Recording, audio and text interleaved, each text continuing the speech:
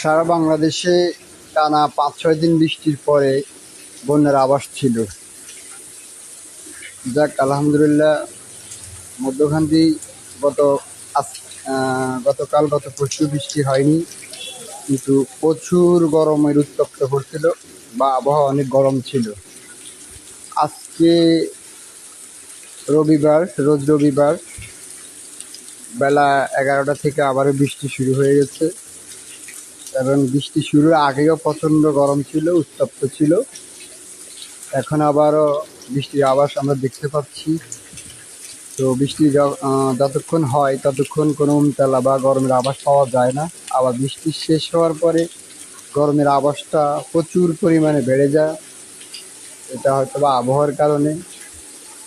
আল্লাহ পাক যে ফয়সালা বা আল্লাহ পাক যেভাবে করেন সেটাই বান্দার জন্য বা আমাদের জন্য মঙ্গলজনক, ইনশাআল্লাহ।